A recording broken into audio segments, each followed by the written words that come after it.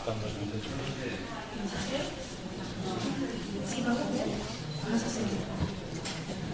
Hola.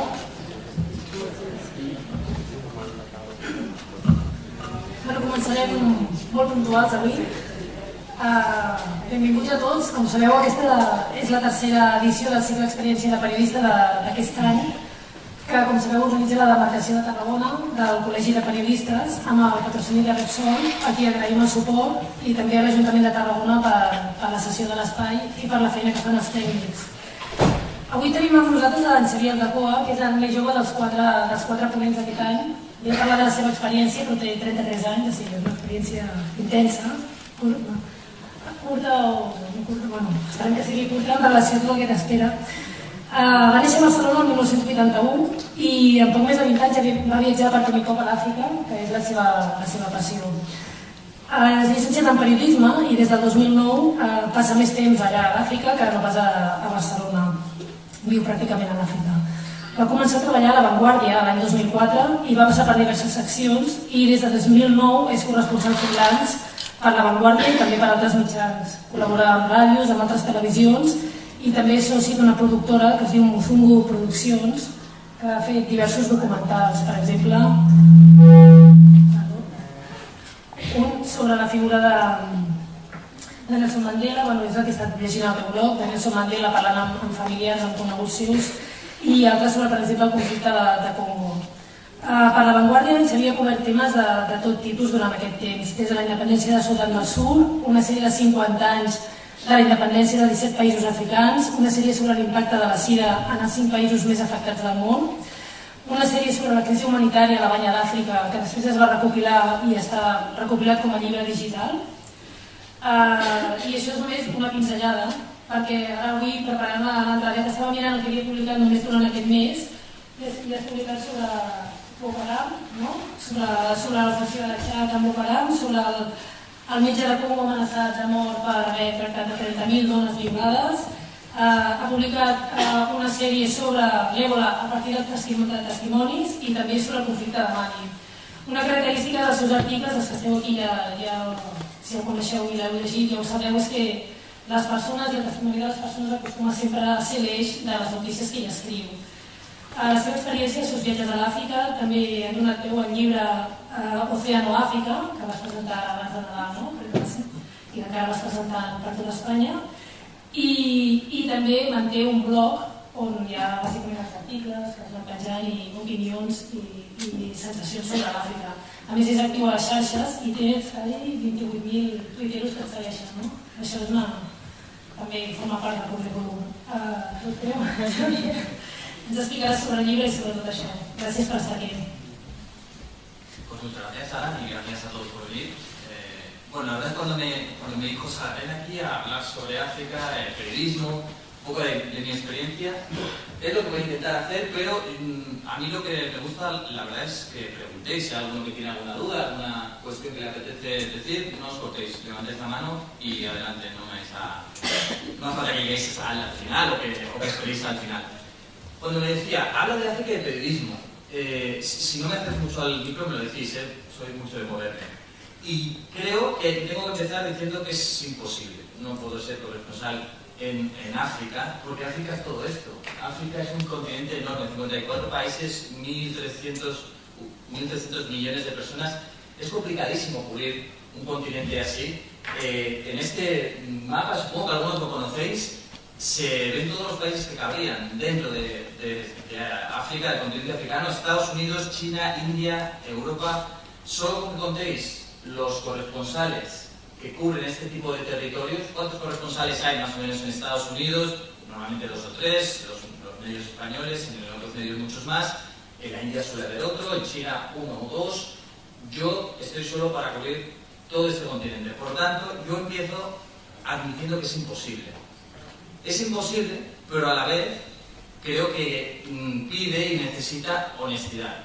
Y cuando ahora la profesora me presentaba, hablaba sobre todo de personas. Y yo creo que ya que Richard Kapuscinski, no sé si lo conocéis, un reportero polaco, que además yo creo que fue el primero que empezó a mirar a los ojos o cara a cara a los africanos, decía que África no existe. él lo decía porque las fronteras no sirven para nada y cuando las hicieron en la conferencia de Berlín en 1885, las hicieron por regla de Cartabón. Las hicieron simplemente para distribuirse la explotación de un territorio y no porque tuvieron sentido, partieron por la mitad imperios, lenguas, etnias, un desastre.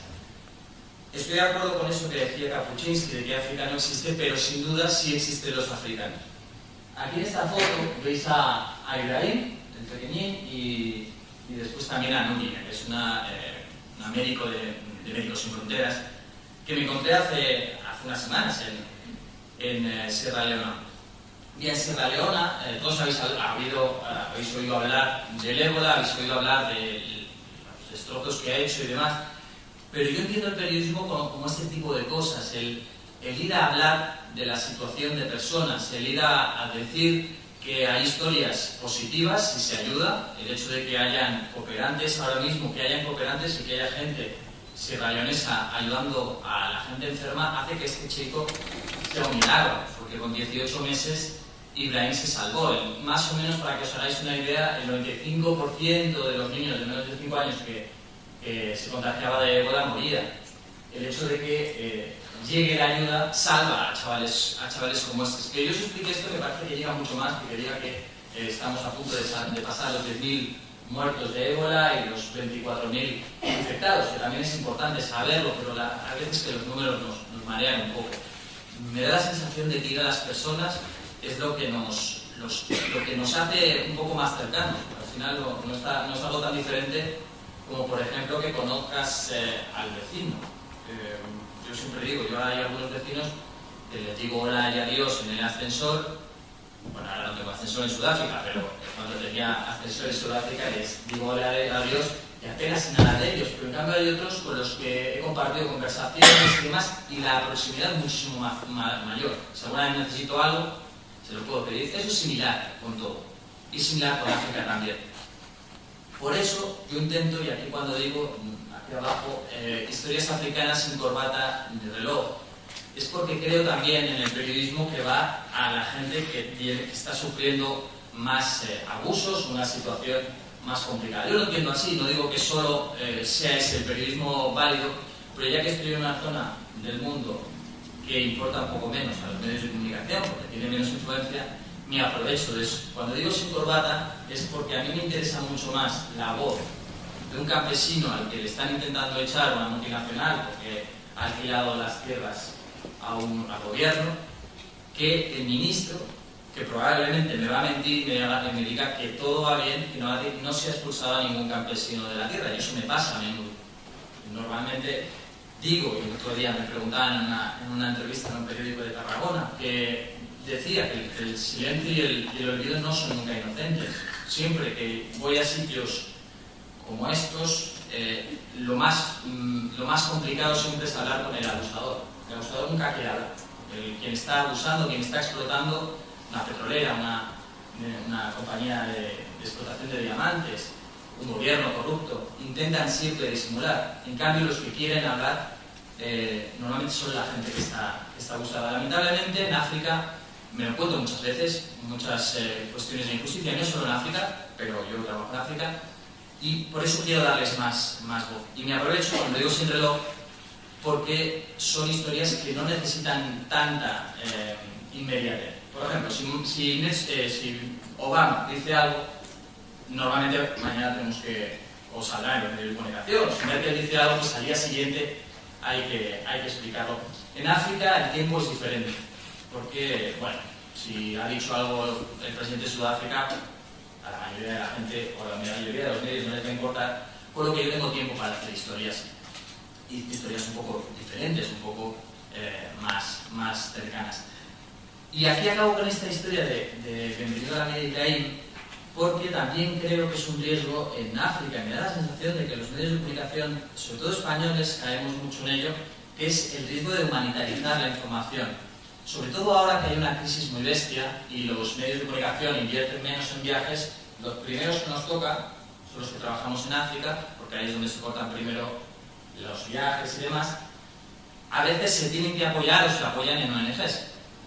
Eso al final, lo que es que está muy bien, te puedes apoyar en una ONG para viajar y demás, pero al final, ¿qué nos indica? Y creo que Sierra Leona o Guinea o Liberia es uno de los ejemplos más claros, que la información que nos llega es humanitaria simplemente. La cuestión del ébola, el problema del ébola, no es solo una crisis sanitaria, que es lo que intenta arreglar las ONGs, ese virus que está matando a mucha gente en estos países, sino es una crisis que va mucho más allá, es una crisis económica, es una crisis también de confianza política, y han dejado de creer en sus gobiernos, por eso no se creía ni siquiera que el ébola fuera real.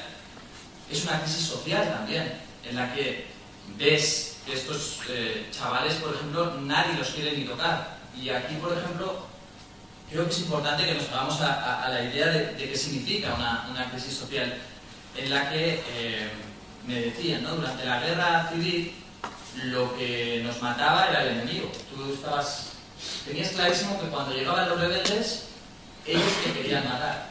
En cambio, con el ébola, quien te mata es tu amigo, es tu familiar. La persona que se ha enfermado y tú actúas de una manera humana y le intentas curar, te contagia y te mata. Y eso había provocado una rotura social en el continente o en estos 3 países afectados y infectados. Creo que todas estas situaciones son también importantes a la hora de explicar la historia, la cuestión económica, la cuestión política. Y los medios de comunicación me da la sensación que con África, por alguna razón, se justifica que solo sea humanitaria. De hecho, el otro día me dejaron un informe, me lo pasaron, de que habían hecho entrevistas a medios de comunicación, a jefes de comunicación, y había uno, no ponía el nombre, que decía que tendríamos que intentar en el futuro los medios de comunicación ir a que algunas ONGs como Médicos Sin Fronteras, que tienen mucha red de corresponsales o de médicos por todo el mundo, hicieran de corresponsales. Cuando yo os digo eso, supongo que todos estáis entendiendo que lo que decía ese chico o esa chica periodista era hacer la información de África o de los países pobres con ONGs. No creo que haya ningún medio que diga, oye, que Médicos Sin Fronteras nos dé información de Estados Unidos. Eso creo que es una de las patas cojas, digamos, de los medios de comunicación. Os digo, es verdad que he hablado de temas humanos. Para mí yo creo en el periodismo como una manera de acercarnos a los demás, pero también es importante darle solidez a lo que dices. Y me parece justo que si hablamos de Estados Unidos o de Asia, China seguramente será el ejemplo más claro. Cuando hablamos de China hablamos de negocios, hablamos de economía, y esa información normalmente no la vemos en África. Creo que también es importante saber que están, pues, en los últimos 5 años, las 10 economías que más han crecido, 7 son africanas, o que los móviles, la industria del móvil está creciendo en África más que en ningún otro sitio del mundo. O, por ejemplo, que Nigeria de repente está creciendo a un nivel brutal, con muchos claroscuros, lógicamente. Pero creo que esa información también nos quitaría un poco el perjuicio ese de siempre un continente al que hay que ayudar, al que hay que casi compadecerse por lo mal que está. Y después, creo, me da la sensación de que hay, bastantes, me da la sensación, no lo creo, hay mucha gente joven, pero supongo que algunos también tendrán un interés o alguna inquietud periodística. Por eso he tratado esto en mi periódico africano, en el que yo pondría un poco las noticias que querría. Creo que también es un continente que te da la posibilidad de buscar historias desde otros ángulos. Por ejemplo, seguro que conocéis o lo sabéis, que los corredores kenianos, los corredores etíopes son los mejores del mundo. Desde hace unos cuantos años, pero los últimos 20 años sobre todo, ganan todas las medallas. Están arrasando. Bien, esta es una historia que lo sabéis porque habéis visto las Olimpiadas ganar las maratones a kenianos o etíopes, o porque lo habéis leído y demás. Bien, casi todo el mundo ha ido ahí a hacer esta historia. Esta historia tiene otros lados que no se habían tratado. En este caso es de Javi Triana, este documental que dice aquí, 1512, que explica cómo el hecho de que las mujeres africanas hayan ganado carreras, hayan empezado a ganar también ellas las carreras y hayan salido de su aldea, está cambiando la mentalidad de toda una zona de Kenia.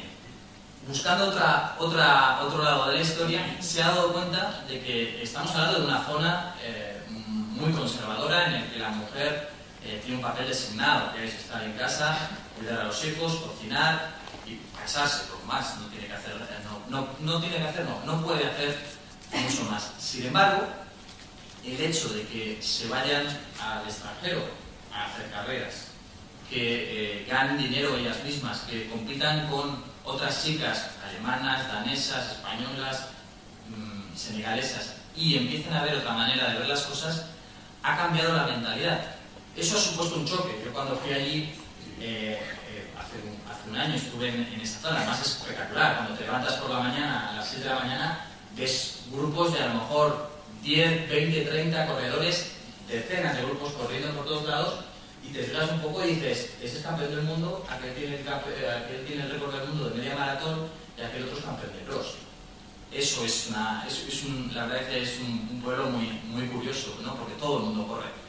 Pues el hecho de que eso ha supuesto un choque, decía, porque ha habido mujeres que cuando han llegado, después de correr estas carreras, de ganar estas carreras, se han separado, se han divorciado de sus maridos, porque el marido no aceptaba este nuevo rol que debía adoptar él, que es cuidar a los hijos o encargarse él de las cuestiones de casa. Así que siempre lo que quiero decir, lo que quiero aportar con esto, es que siempre hay historias por explicar que a lo mejor no son directamente las que están. Esto es un poco más un mensaje, una historia para los estudiantes, me dijiste que había estudiantes, pues intento colar por allí. No solo la historia típica del corredor que gana mucho, sino cómo cambian las cosas, el hecho de que cambiemos, de que haya más. Recuerdo, podéis preguntar lo que queráis, yo me voy enrollando con lo que tal, pero vosotros levantáis la mano y para adelante. Y sigo con los periodistas, vale para todos, pero también para los periodistas. Y esto es una conversación que tuve con un amigo, un fotógrafo más mayor, que me decía esta frase, me decía, prepárate como si te fueras a tropezar con Gaddafi en un café de buen humor. Ya sé, Gaddafi murió, pero él me lo decía porque creo que es importante ser conscientes de que no es una cuestión solo de prepararte para una entrevista o de prepararte para un reportaje, sino el que te envuelvas en una pasión. En este caso la mía es África. A mí me encanta África, pero me encanta África, me encantan los africanos. Y el hecho de empaparte de un continente, de una zona o del trabajo que queráis, pues si eres científico de la ciencia que quieras o si eres bombero de tu trabajo, eso acaba repercutiendo en tu trabajo también. Yo creo que esa pasión se contagia de alguna manera. Y el hecho de que estés preparado también significa que si algún día tenéis un golpe de suerte, lo vas a poder aprovechar. Si ahora pensáis, no sé, cada uno que se lo vive a su terreno, pero yo pienso, si estoy en un café y me encuentro a Gaddafi, imaginaos que está vivo y me lo encuentro, ¿qué le podría preguntar? Tendría que hacer la entrevista más inteligente posible. Si no lo tengo preparado, si no lo tengo trabajado durante mucho tiempo, no podría hacerlo tan bien. Así que me parecía una cita que me dijo, en este caso mi colega, importante para eso. No sé muy de tiempo, pero que...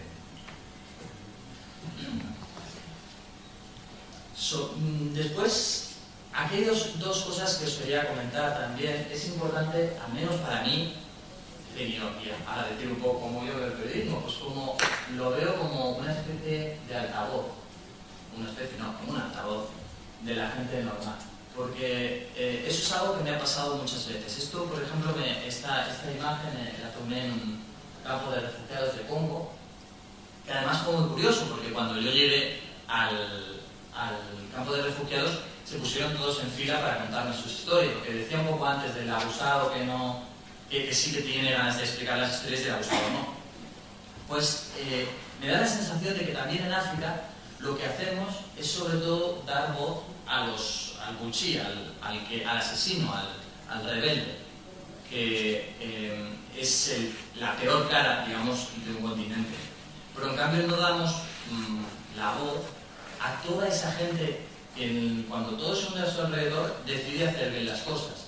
Pues yo me he encontrado a millones de personas así.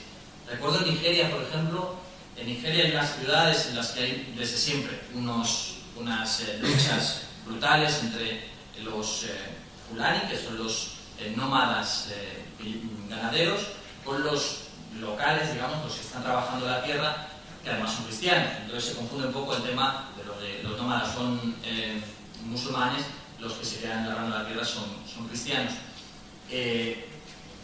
Cuando yo llegué allí, lo que vi es que había gente, un chico John, por ejemplo, que había salvado a su vecino, al que venían a matar los musulmanes, en este caso venían a matarlo porque era cristiano, y le salvó y le escondió en la guardilla de su casa.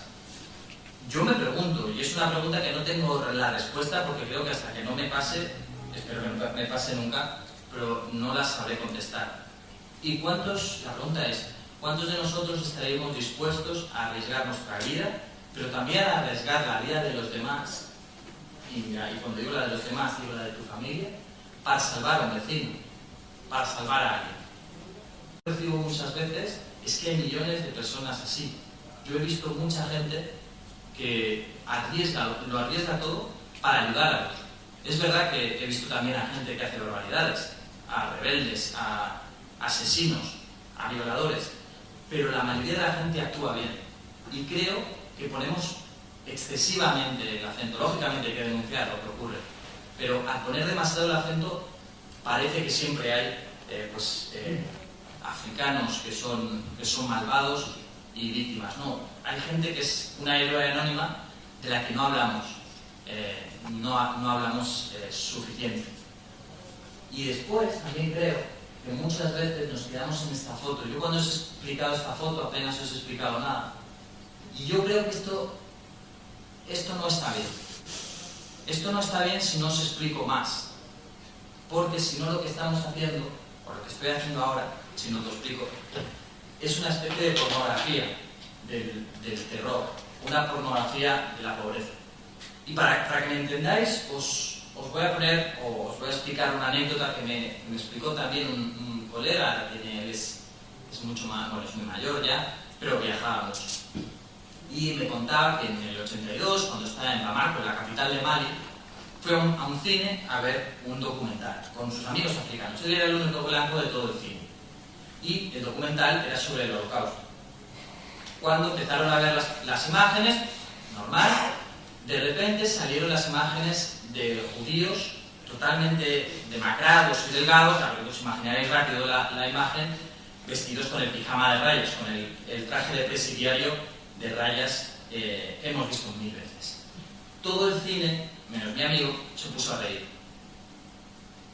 Yo cuando os explico esto, se ha hecho un silencio porque todos entendéis enseguida que no se puede reír uno de eso. Pero lo entendéis, lo entendemos, porque nos han dado un contexto, porque gracias a ese contexto hemos creado un vínculo de sensibilidad con lo que nos están explicando. Si no lo hacemos, la gente se ríe. Cuando digo se ríe, es que no tiene ningún vínculo. Hacemos simplemente pornografía de lo ocurrido, del horror. En ese caso la gente reaccionó riendo, pero en este caso simplemente veis a una niña, os digo yo que es una niña, con los pies con plásticos, porque ni siquiera tenía zapatos.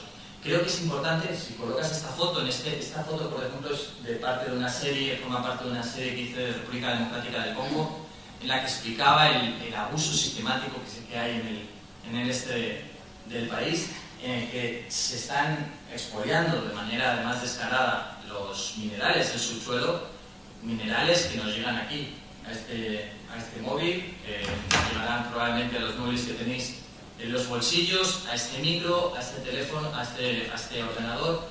Yo mismo estaba haciendo fotos con una Canon le da absolutamente igual, Nikon también, de dónde salen esos minerales, y además de una manera descarada, como que por ejemplo Ruanda, que es un aliado de Estados Unidos, un aliado nuestro también, es uno de los grandes exportadores de oro y no tiene una mina de oro, y exporta coltán, que es lo que se pone en nuestros teléfonos, y no tiene ese tipo de coltán. O sea, sabemos perfectamente sabemos perfectamente, las compañías saben perfectamente lo que ocurre. Eso, lo que provoca son cosas como esta. El hecho de que haya un abuso sistemático hace que haya gente que lo único que tiene que hacer es, o lo único que puede hacer en su vida es huir, y está en la fuerza absoluta. Entonces, creo que es importante sobre todo el explicar las cosas y no solo quedarnos en la historia o en la foto. Cuando, seguro que habéis visto muchas veces también la típica foto de un negro con un machete persiguiendo algo, en la República Centroafricana. Solo esa foto es simplemente una pornografía del horror y no sirve de demasiado. Creo que a veces, lamentablemente, también los medios de comunicación españoles, sobre todo, pecamos de eso. Y aquí pongo, bueno, un pie de foto. Creo que también, lamentablemente, muchas veces caemos en tópicos. El corazón de las tinieblas cuando hablas de Congo, o, por ejemplo, el amor en tiempos de paz. Creo que caemos demasiado también en esta simplificación al referirnos de África. Bien. A la vez, creo que también es importante el equilibrio entre el horror y la esperanza. A mí me pasa muchas veces. Para mí es, lamentablemente, mucho más fácil vender temas negativos porque son mucho más impactantes. Seguramente si yo os hablo de Boko Haram, os suena un poco, ¿no? El Boko Haram, el grupo este terrorista que ahora está ha secuestró hace un año a 200 niñas de Chibok, ahora ha jurado lealtad al Estado Islámico, está matando de una manera brutal. Lógicamente hay que denunciarlo, hay que explicarlo, pero cuesta mucho más explicar otras historias y que a lo mejor no son tan mediáticas, no son tan preocupantes, pero eso también te explica la historia del continente. Y por eso os quería hablar de Grace Hacon. He puesto la niña más triste de Sudán porque yo no tengo duda de que lo es, porque no me he encontrado nunca. Llevo pues más de 14 años, 15 van a ser ya más, viajando por África, y no me he encontrado una niña que tuviera más ganas de aprender que Grace. Grace me la encontré en Sudán del Sur en agosto, hace menos de un año. Y Grace estaba al lado del río Nilo, en un campo de desplazados. Acaban de atacar los rebeldes. Sudán del Sur lleva desde 1955 en guerra, hace pequeños trozos de paz, pequeños periodos de paz, pero se están matando, siempre los unos con los otros. Antes con el norte, ahora entre ellos, es un país con petróleo y con muchos intereses, demasiados intereses. La historia es que esta niña, es una niña que eso, intento insistir muchísimo, es como vosotras, o bueno, con 15 años, no sé qué edad tenéis, pero es similar a vosotras. Es una niña que tenía 2 ordenadores en casa, que estaba aprendiendo a utilizar el Facebook, que lo primero que hace al verme a mí es preguntarme si tengo Facebook. Una niña que está en un campo de desplazados, viviendo debajo de unas ramas, me pregunta si tengo Facebook, porque a lo mejor en el futuro me podrá enviar un mensaje. Es una niña que lo que quería era estudiar. De hecho, cuando yo le pregunto, paso allí un par de días en la zona con ellos y le pregunto, a ver, Grace, ¿cuáles son los problemas más grandes que tienes en este campamento? Estamos hablando de un sitio donde no hay paz, les podían llegar los rebeldes a rematar cuando quisieran, habían tenido que huir tan rápido que ni siquiera habían podido coger el pasaporte. Eso tan claro, porque después cuando tú vas a otro país te conviertes en un donade si no tienes un pasaporte. Eso pasa mucho en África. En un sitio donde no había electricidad, donde no había agua, donde no había nada, y Grace me dijo que lo que más echaba de menos, su principal problema es que no había escuela, que ya llevaba 8 meses sin ir a la escuela. Claro, yo me quedé flipando. Una niña pues, que no tiene nada, que además su madre estaba en otro sitio y no sabía muy bien dónde estaba. Lo primero que pensaba es en la escuela. Y yo eso también lo he visto mucho en África. Gente que lo que quiere es mejorar, es que le dejen vivir en paz, pero quiere mejorar sus vidas. Y sobre todo lo ves también en las chicas. Yo lo veo sobre todo más en las mujeres. No, yo creo que es más en las mujeres, porque la mujer está siempre, al menos la mujer africana, pensando en cómo mejorar la vida de los suyos, no por una cuestión egoísta, sino intenta. No solo las mujeres, los hombres también, pero cuando todo se hunde, la verdad es que te puedes fiar más de las mujeres normalmente. Bien, la historia además acaba, o no acaba, pero aún gracias a quien sea, pero no acaba, llegó el último capítulo, digamos, hace unos días. Yo escribí este reportaje con esta foto además en La Vanguardia y al cabo de un tiempo me llamó una persona, oye Xavi, que soy un doctor jubilado y he leído el reportaje y quiero que esta niña estudie. Además, esta niña justo había dicho que quería ser doctora porque así podría ayudar a la gente que estaba viviendo con ella al lado. Y entonces dijo que quería pagarle los estudios. Bueno, encontrar a esta chica fue dificilísimo, ya os podéis imaginar, ni teléfono, ni vivía en medio de la nada. Pero bueno, con diferentes contactos acabamos contactando. Yo hablo con ella por teléfono, gracias a que le pasan un teléfono, se lo llevan hasta allí, y le digo, Grace, mira, que hay una chica, hay una familia de Barcelona que tiene intención de pagarte los estudios. La conversación se cortó ahí, porque ya se le acabó la batería. No hizo falta que le dijera nada más. Esta niña, con 15 años, yo le había dicho que una familia le quería pagar los estudios. Con 15 años, cogió una lancha, fue hasta su casa a ver si encontraba el pasaporte, no lo encontró, cogió un autobús, se fue hasta la ciudad más cercana, otro autobús hasta otra ciudad más cercana, otro autobús hasta la capital, de allí se fue andando hasta atravesar la frontera para ir a Kenia. Esto por una llamada, ella sola en un país en guerra, y llegó a Kenia. Cuando llegó a Kenia, me contactó por Facebook y me dijo, Xavi, ya he llegado a Kenia, aquí sí que hay escuelas, ya sí que puedo estudiar. El otro día me escribió y me dijo, ha empezado ahora, si la conocí en agosto, ahora empezaba a estudiar en enero. Me dijo Grace que acaba de hacer los exámenes y que ha quedado la séptima de 129 alumnas. Una niña que lleva un año sin ir al colegio, además que está estudiando en Kenia, que allí hablan swahili y ya no tiene ni idea de swahili. De hecho, me intenta hablar a mi swahili y digo, pues va a la fiesta conmigo, porque yo no sé hablar swahili. Pues una historia así, en la que yo espero que esta historia siga, a mí me explica también mucho un continente. O sea, es verdad, es una situación muy complicada, pero la energía, las ganas de salir adelante de una niña que simplemente con una llamada lo hace todo, hace algo que a mí me parece pues casi imposible para alguien adulto, imaginaos con una niña de 15 años. Esas ganas de aprender, esas ganas de salir adelante me parecen que explican mucho un continente que yo al menos lo veo también de manera positiva, no solo de manera negativa. Por eso quería compartir ese horror y esa esperanza, esa balanza. Antes os he explicado cosas un poco más negativas, de lo que decía de las bolsas de plástico en los pies. Creo que hay historias que vale la pena explicar de África porque eso es África también. A mí me gusta África no porque hay horror, sino también porque hay este tipo de esperanza que me parece difícil de encontrar en otros lugares. Acabo ya el tema. No solo, y ya acabo con esta verdad. Decía, un continente de que hay que tener pena o miedo. Normalmente es las dos imágenes que tenemos más claras, ¿no? Hay que ayudar a África, quien es más o menos solidario, o mi abuela le pasa, cuando voy a África, mi abuela te dice, no te vayas a África a ver si te va a pasar algo, da igual donde vayas, si vas a Sudáfrica, Senegal, le da igual. Para ella África es un sitio peligroso.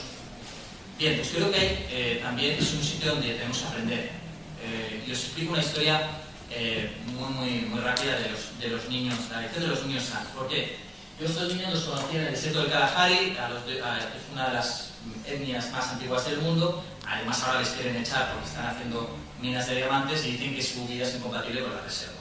Bueno, una historia de abuso, como os podéis imaginar. Yo a estos niños me los encuentro en una aldea donde me quedo a dormir un par de días también y les intento enseñar un juego que se llama el pulso chino. No sé si estáis familiarizados con él, es una burrada de juego en el que te coges de las manos y te intentas atrapar los pulgares. Es una idiotez de juego. Bien, los San, todos, pero los niños sobre todo, no entienden el juego si alguien gana. Nunca juegan a un juego en el que hay un ganador y un perdedor. Por tanto, enseguida se aburrieron de mi juego. Y me enseñaron un juego que era simplemente cogerse de una de las piernas y dar tres. Y me dijo, porque esto es mucho más divertido que ver a tu amigo que pierda en el juego. Pues me da la sensación de que nos lleva mucha ventaja en este tipo de relación social, de saber convivir los unos con los otros, y creo que es un continente también del que tenemos que aprender. Y te he dicho que acabo, si hay alguna... Bueno, ahí tenéis mi email, tenéis mi Twitter, si os interesa me contactáis también, que también hablo por las redes sociales. Muchas gracias.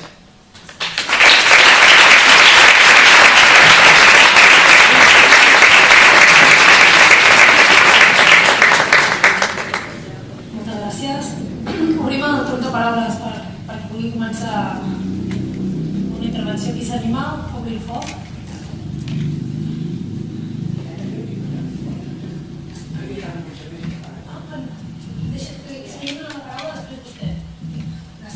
Hola Xavier, mira, me gustaría preguntarte por cómo se gestiona la información en contextos tan diferentes como puede ser el que hay allí y el que hay aquí. Bueno, ¿te refieres a cómo se gestiona respecto a medios de comunicación o cómo? Bueno, la cuestión de que no tengan la necesidad de publicar rápido lo que ocurre con África, a mí me da tiempo. Yo juego con una balanza difícil que es el desinterés. Esto implica menos espacio o menos dinero para viajar o menos inversión, pero por otro lado me aprovecho de que si yo le digo a mi jefe que desaparezco 3 días, probablemente no se volverá loco. En cambio, si el corresponsal de Washington le dice que desaparece 3 días, se volverá loco probablemente. Así que podría llorar un montón y decir es que no me hacen caso porque en África no le dan boba, pero prefiero quedarme con las cosas buenas, y es que gracias a esos 3 días yo puedo pasarme 3 días con Ibrahim, puedo pasarme 3 días con Grace, puedo pasarme 3 días con la gente de las historias. Al final, para mí, claramente, los protagonistas de las historias, yo trabajo con gente que me da un privilegio total, que es explicarme sus cosas, explicarme su vida. Muchas veces es muy complicado. Me parece que es un privilegio que hay que respetar y tratar como un tesoro. Y la manera más honesta, creo, de respetar eso es dedicándole tiempo. La gente no te habla si no la escuchas. Y eso aquí, allí y en cualquier lado. Si se siente escuchada, te explica las cosas. Y yo creo que qué menos que ya que me están haciendo ese regalo o ese privilegio, dedicarles tiempo. Pues en África yo he encontrado el privilegio de que gracias a que no importa tanto, le puedo dedicar más tiempo para intentar explicar la historia mejor. Ojalá supiera escribir mejor, ojalá supiera contarlo mejor para que las cosas llegaran incluso más. Resulta que he hecho varios viajes de turista a África, pero no por donde he estado 2 veces en Dubái. Yo he visto un Dubái y dentro de las creencias de tipo religioso y por ahí, ¿me entiendes? Se asimila un poco con lo que es el contexto mayoritariamente de África. Esas naciones tan ricas que valen más 2 estaciones de Uruguay que media Tarragona, ¿por qué no ayudan a esa parte pobre? Pongamos ya un Egipto, un Chapaga, que estuviese Punta Mala. Yo no sé cómo que esa gente tan rica, los inmigrantes famosos árabes, no colaboran con el bienestar de sus, digamos, hermanos, en todo. Esa es mi pregunta. Pues supongo que no colaboran por el mismo motivo que los estadounidenses o los europeos no colaboran lo suficiente. Es verdad que en Dubái la riqueza es muy visible, pero no es superior a la riqueza que hay en Europa o superior a la riqueza que hay en Estados Unidos. Quizás es más ostentosa. Esos rascacielos, quien tiene dinero lo demuestra. Pero eso ocurre también en Nigeria. Nigeria es uno de los países más ricos del mundo también. Hay ricos en Nigeria espectaculares. Yo recuerdo la última vez que estuve en Nigeria, hace unos meses, que el día que uno de los hombres de negocios más importantes del país cumplía años, había 20 páginas del mismo diario felicitándole el cumpleaños. 20 páginas de diario, ya os podéis imaginar que es un pastón. Hay una riqueza brutal. Y creo que no es patrimonio, el egoísmo no es patrimonio de Dubái, no es patrimonio de Europa, no es patrimonio de nadie. Creo que Hay gente egoísta, hay gente que tiene dinero y no lo comparte, hay gente que sí. Yo lo único que intento, yo no sé, sinceramente me pasa muchas veces que no tengo respuestas a muchas cosas. La gente me pregunta cosas de respuestas y demás y qué habría que hacer. No sé, yo entiendo el periodismo como un punto de partida, no como un punto de llegada. Pues todos hay que empujar. Cuando, por ejemplo, para que se me entienda mejor, cuando las mujeres no podían votar, fue la sociedad la que empujó para que ahora nos parezca una brutalidad, una burrada enorme que no pudieran votar. Por los derechos de los homosexuales o de los derechos, déjame frivolizar con los derechos, déjame frivolizar un poco más, los derechos de los animales o el hecho de reciclar. Son cosas que la sociedad empuja, y cuando digo la sociedad digo el periodista, digo el trabajador de los derechos sociales, digo el profesor, digo el político, que empujan hacia un punto y entonces implica que cambie.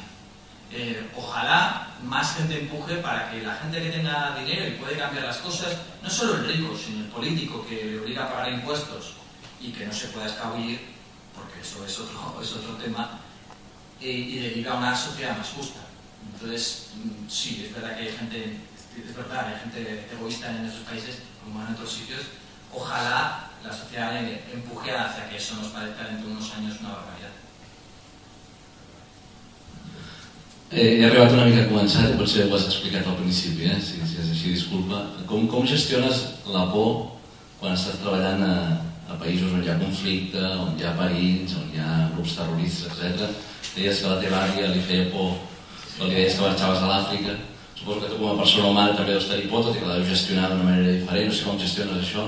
I després si ens pots explicar una mica si és un tòpic, allò que expliquen sempre a l'Àfrica, que som, tot i la pobresa, tot i la misèria i les dificultats, diuen és que són feliços, saben viure. No? És un tòpic o realment aquí també és una de les lliçons que hem d'aprendre?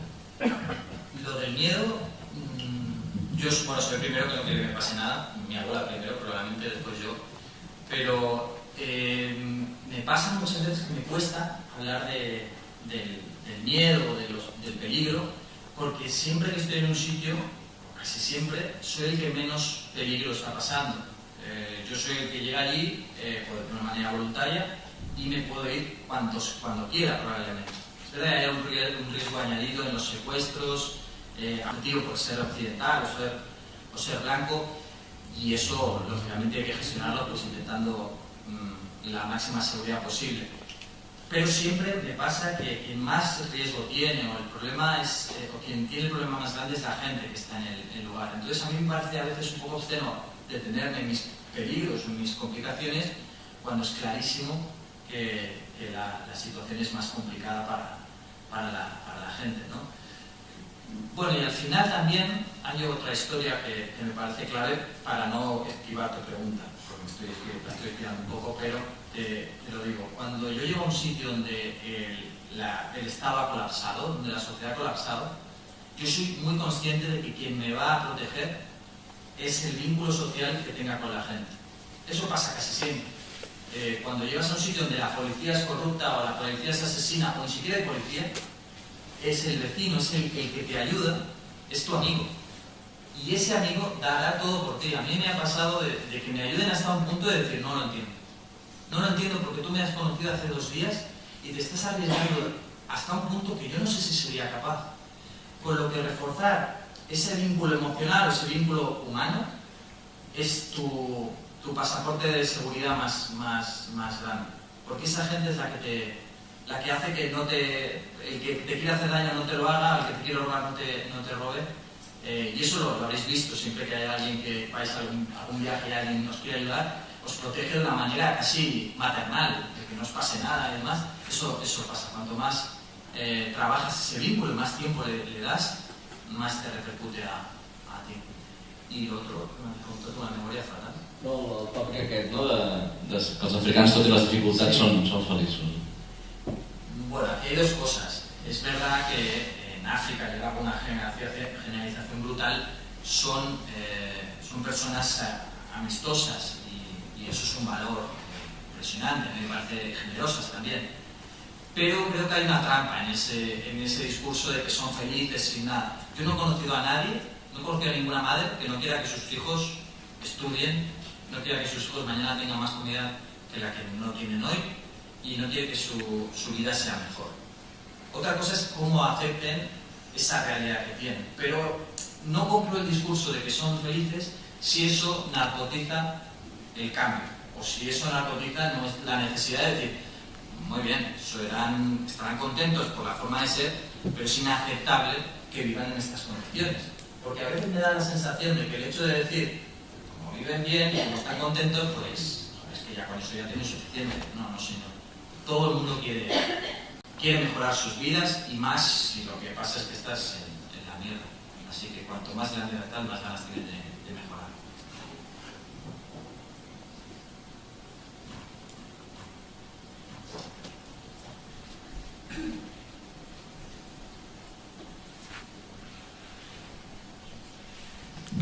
Hola.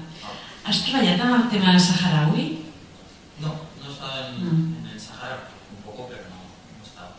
He estado en 35 países en la que aún me quedan unos cuantos. Vale.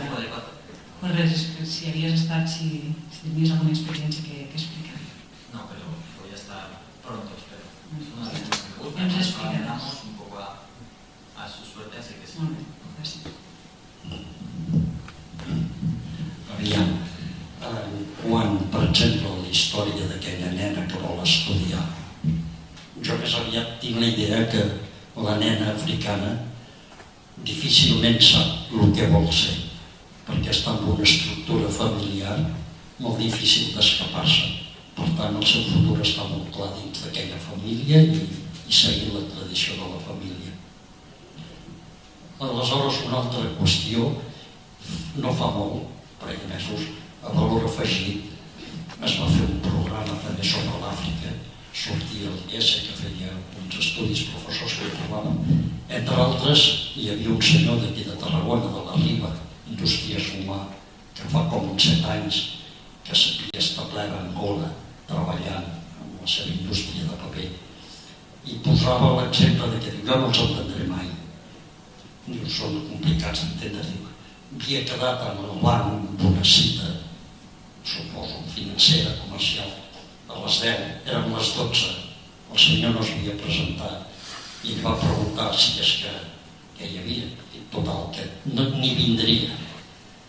Bé, és aquest tarannà que sembla ser que costa una mica d'entendre de l'Àfrica, que és molt diferent del que tenim aquí.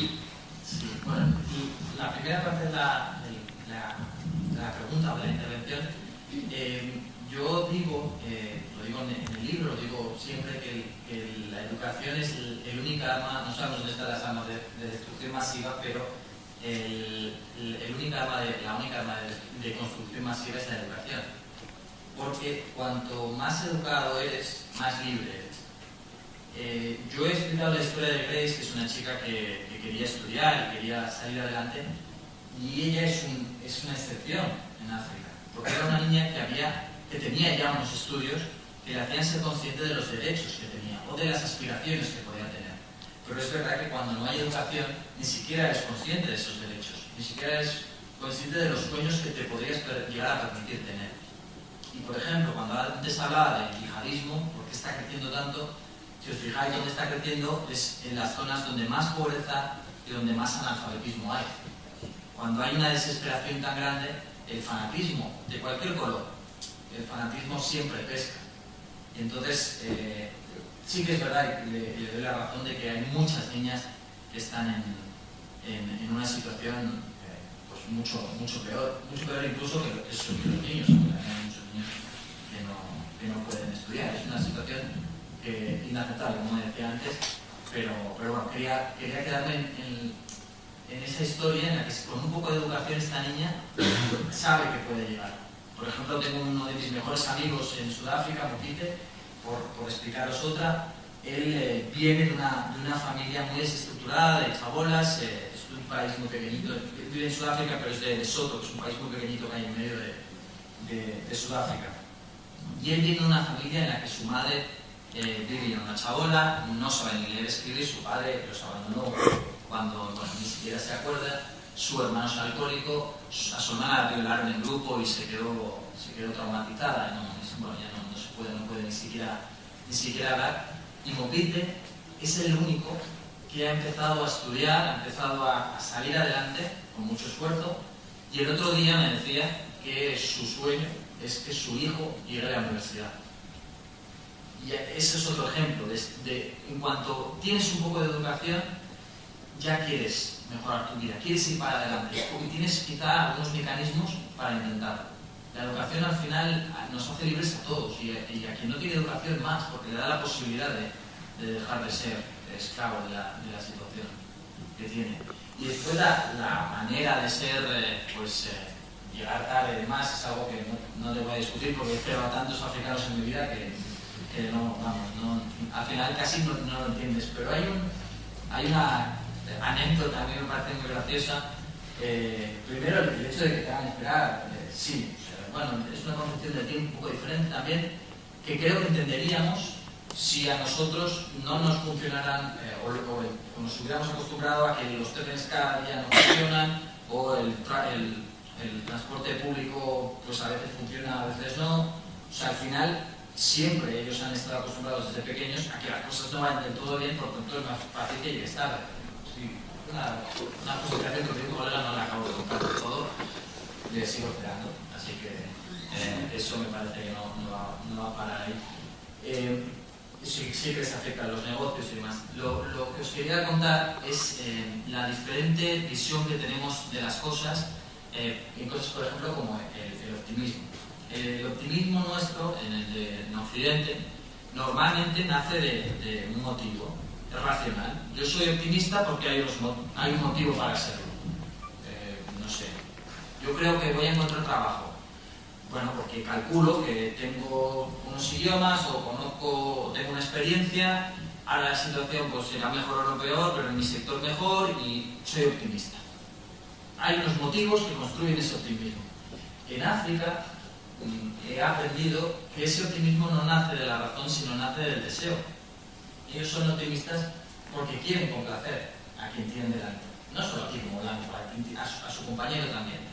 Eso lleva al extremo, al absurdo. Yo recuerdo un colega, Dolayé en Mali, que yo le decía, oye, si yo en la época de Sarkozy, si un día te pido la cabeza de Sarkozy en una caja, ¿la traes? Tú me dices que la traes.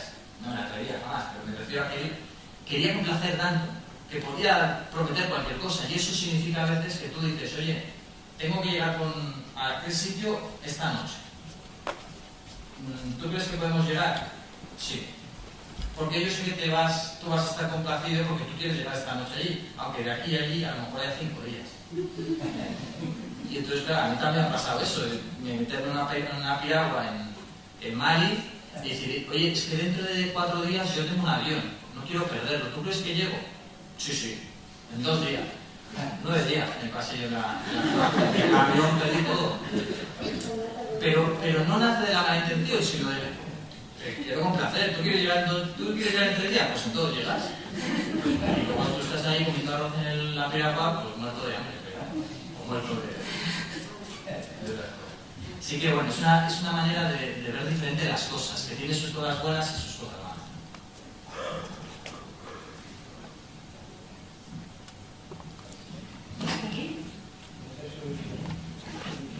Sí, tiene solución. Yo soy optimista con África, y lo digo en serio, no lo digo por... No, un poco afectándose. Y la parte que he comentado es súper más egoísta aún, y está aquí en África es muy grande. Y se tendría que también proporcionar con presidentes de gobierno que fueran, digamos, la palabra honrada, pero y quizás lo hemos adelantado, en vez de enviarles armas, enviarles tractores para la nación. Sería muy importante. Aun estando de acuerdo, estoy en desacuerdo en algunas partes. Porque cuando decimos África no tiene solución, somos muy injustos. Porque África es muy grande, es muy diferente. Yo, por ejemplo, soy optimista con algunos países, igual que podría haberlo sido en la década de los 70 o de los 80, cuando Asia estaba en el momento ese en el que iba a despegar y algunos países se subieron al tren. Singapur fue la puerta de la economía mundial. Y algunos países se subieron al tren de la economía y ahora están muchísimo mejor. Y muchísimo mejor en todos los índices que queráis, de mortalidad infantil, de educación, de cualquier cosa. Otros no. Pues lo mismo va a pasar en África. Hay algunos países que están en una buena dirección en las que dentro de 10 años o 20 o antes incluso veremos cómo están mejorando. Hay menos pobreza ahora que antes, aunque es inaceptable que aún haya pobreza. Pero esa evolución la vamos a ver. Lógicamente, yo si veo Senegal o Ruanda, aunque el tema de derechos no está bien, pero de derechos humanos, Botswana, Sudáfrica, por ejemplo. Sudáfrica hace 20 años tenía el sistema de gobierno más injusto del mundo, en el que había que ser racista por ley. Si yo me enamoraba de una chica negra, estaba cometiendo un delito si le daba un beso. O si una chica negra iba a un teatro, o un chico negro iba a un teatro, estaba cometiendo un delito. Ahora, Sudáfrica es un país que tiene, de hecho, una de las constituciones más progresistas del mundo, en la que se permite el matrimonio homosexual, en el que se acepta que la sociedad es libre. Lógicamente hay muchas cosas que mejorar. Yo vivo en Sudáfrica y sé todas las cosas que hay que mejorar. Lo que quiero decir es que el continente africano hay muchos países que están yendo hacia adelante. Otros no, Sudán del Sur no, está sumido otra vez en la guerra, Somalia también, y es verdad que hay un negocio montado para aprovecharse y explotarlos. Y aquí hay dos cosas. Has dicho gobernantes corruptos, y es verdad, gobernantes corruptos que se enriquecen, pero esos gobernantes corruptos no han salido de la nada. También hay una manera de explotación indirecta por parte de los países del primer mundo, las compañías del primer mundo, que se genera a partir de poner en el poder gente que te va a ayudar a hacer negocios. Yo, si os hablo de Sankara o de por ejemplo, Lumumba, a lo mejor a muchos nos sonarán. Son dos libertadores africanos que cuando llegaron al poder lo que decían es que la riqueza del país tenía que repercutir en la población. Esto, que es una cosa de cajón, era revolucionario, tan revolucionario que los mataron. Y los mataron con la ayuda de Bélgica en un caso y de Francia en el otro. Porque era tan revolucionario que ponía en riesgo los intereses de las compañías del primer mundo. Y otro, que sonará más, que ponía en riesgo los intereses de las compañías del primer mundo, se llama Nelson Mandela. A Nelson Mandela no lo condenaron a muerte por esto. No lo condenaron a muerte porque el juez, que además lo puede hablar con él, y después Nelson Mandela salir de prisión va a hablar con él, le pregunta, ¿por qué, esto Mandela al juez, ¿por qué no me condenaste a muerte? Era casi clarísimo que los iban a condenar a todos, a los 8 acusados, y Nelson Mandela está entre ellos, a la horca. No lo condenan porque dice el juez. Llegó un momento en que yo me pregunté, cuando estáis todos ahí delante, que si os condenaba a muerte, ¿con quién íbamos a hablar si algún día teníamos que hablar con el enemigo? Si cortaba la cabeza al enemigo, iba a ser incontrolable. Eso salvó a Sudáfrica probablemente de una guerra civil después en los 90, porque cuando Nelson Mandela salió de prisión, de una manera casi heroica o increíble, decidió perdonar, decidió unir a la sociedad y que no hubiera un conflicto. Pero lo normal es que se hubieran quitado de medio a Nelson Mandela porque ponía en riesgo. Y no lo hicieron, pero le hicieron pasar 27 años de su vida en prisión. 27 años. Cuando va a prisión, su niña tiene 3 años y la siguiente vez que la ve, porque le dejan hacer un permiso a través de un cristal, tiene 17 años. Yo me pregunto si a mí me pasa eso, si yo tengo una niña y me dicen, oye, te metes en la cárcel porque luchas por la libertad y no la ves hasta los 17, si sería capaz de salir de la cárcel y perdonar al que me lo haya hecho. Hay gente que vale un montón en África y hay gente que no se le ha permitido hacerse o demostrar que podría valer. Así que hay estas dos cosas también en el continente, pero digo, soy optimista porque creo que hay países que lo van a conseguir. Las ONGs, por ejemplo, Médicos Sin Fronteras, las congregaciones religiosas, iglesias protestantes, católicas, norteamericanas, estas se limitan únicamente, digamos, a beneficencia o también están promocionando la justicia social, porque estamos hablando ahora de Nelson Mandela, pero es que en Sudáfrica también hubo el obispo Desmond Tutu, que también jugó un papel importante. Entonces lo que yo digo es, todas estas organizaciones que las ayudamos para que hagan promoción humana, pero están al lado, digamos, del pueblo en justicia social, en denunciar a estos gobernantes corruptos, o dicen, bueno, esto no va, nosotros venimos aquí a hacer otro trabajo. Bueno, las ONGs al final no podemos, creo, ponerles en los hombros una responsabilidad que no es la suya. Las ONGs, muchas y así, a mí, mi opinión es que cuando hay una emergencia las ONGs son muy necesarias. Hay algunas ONGs que yo he visto que hacen un trabajo espléndido, y otras ONGs a los que no les dejaría ni cáncer para que lo cuidaran. Hay ONGs que trabajan muy bien, o incluso hay ONGs que hacen proyectos muy buenos y otros proyectos que no lo hacen tanto. Hay gente en Sierra Leona que se estaba peleando con el virus desde el primer minuto, Médicos Sin Fronteras desde el primer minuto, y cuando fui esta última vez a Sierra Leona vi ONGs que estaban allí porque sabían que decir ahora que hay ébola significa que te dan dinero. Pero es que las ONGs son reflejo también de cómo somos los seres humanos. Pero ¿qué pasa? Que a mí me cuesta mucho criticar a una ONG porque es el motivo que está esperando quien no quiere ayudar para decir, ¿ves? Como hay algunas bromas, yo tampoco veo. Pues es verdad que hay algunas que no funcionan bien, igual que algunas congregaciones religiosas lo único que quieren hacer es ganar adeptos pero no ayudar, pero es que yo he visto a religiosos en República Centroafricana, por ejemplo, que si no hubiera arriesgado sus vidas una monja italiana en una iglesia, 3.000 personas en el patio de la iglesia, durmiendo allí, porque si salían los mataban. Que vinieron los rebeldes y dijeron, le dijeron a la monja, si no te vas mañana y nos dejas matar a todos, te matamos a ti también, y ella al día siguiente levantarse a las 6 de la mañana y ponerse en la puerta y decir, pues matadme a mí primero. Y no los mataron gracias a esa monja. Entonces, es verdad que hay gente que no lo hace bien, pero hay gente que actúa de una manera tan heroica que para ser justo deberíamos hablar de cada caso concreto. Cuanto más críticos, cuanto más conozcamos lo que hacen y cómo lo hacen, mejor. Bueno, eso. Així que ho deixem aquí. Moltes gràcies a tothom i fins dilluns que ve. Gràcies.